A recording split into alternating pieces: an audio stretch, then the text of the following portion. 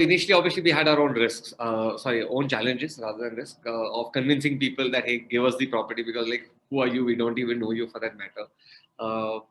We've been doing things consistently for the last 1.5 years, convincing people enough. I mean, it takes a lot of effort to get an opportunity on our platform. For an investor, it is like, okay, it's just simple call, say I'm investing into the opportunity. That's how we are trying to do. But there's a whole lot of hard work which goes before we get the opportunity in terms of negotiating, because we want to negotiate the best price for them. Because now that we have the data of all the benchmarking of all the sale lease transactions in the market, I don't want to overpay for any property at any given point of time, just on the in the assumption, in the hope of building AUM for ourselves, right? So hence from that standpoint, we are very clear. We would rather go slow, but we don't want to overpay for any particular property.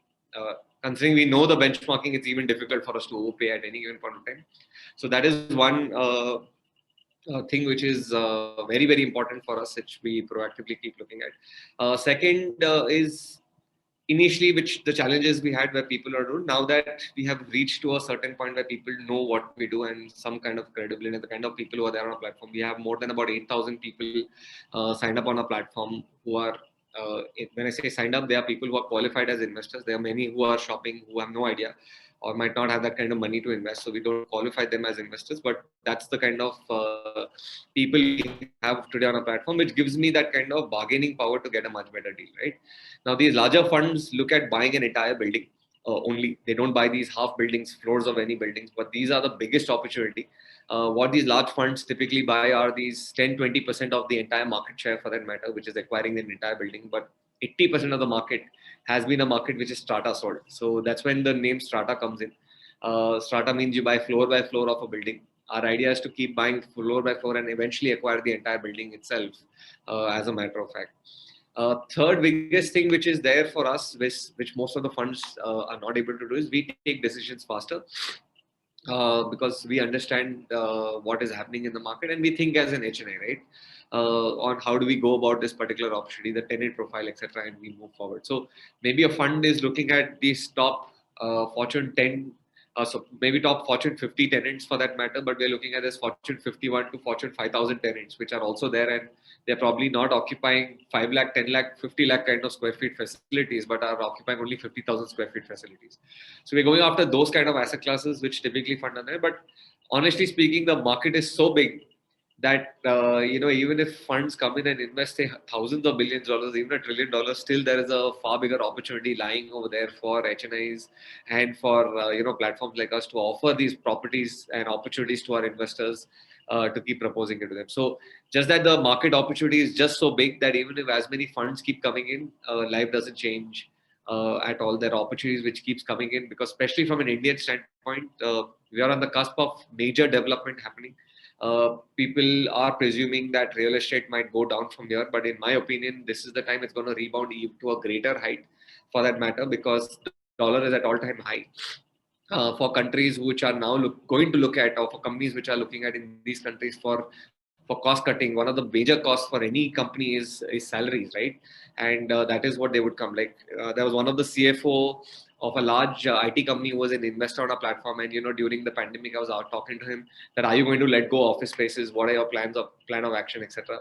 He like, Sudarshan, if I'm spending 100 rupees per month, my in my entire P&L as a company in India, my rent is 1 rupee or 2 rupee at max, right? So trust me, it's nothing. I mean, for me, first thing I would do is lay off people irrespective of that. And they know for a fact that as things go forward, more job opportunities are going to come into India. More opportunities from abroad which are looking at over there will getting offshored into India, and they'll start coming in. So hence, from that standpoint, he was very clear. We're not letting go any single office space because we know it's there. Maybe we'll try to negotiate to get a better rental for that matter, which everybody is doing in the market at this point of time, trying to make the most of the advantage of the situation. But otherwise, everyone is in for a long-term 5-year, 10-year, 20-year kind of mindset. Like, people like Goldman Sachs, etc., have bought their own facilities and have constructed 1 million square feet worth of office spaces where they are housing their entire company, right? So if they're doing and taking such large calls, clearly these guys are here to stay. No, As a matter of I mean, that's I think what. it's and I think we're hearing it all around. It's a fantastic time to be building a business. It's a fantastic time to be raising capital and deploying it into assets. And you and I spoke about this, that I think everyone on this call has been born or grown up in a time when the stock market in India existed, right?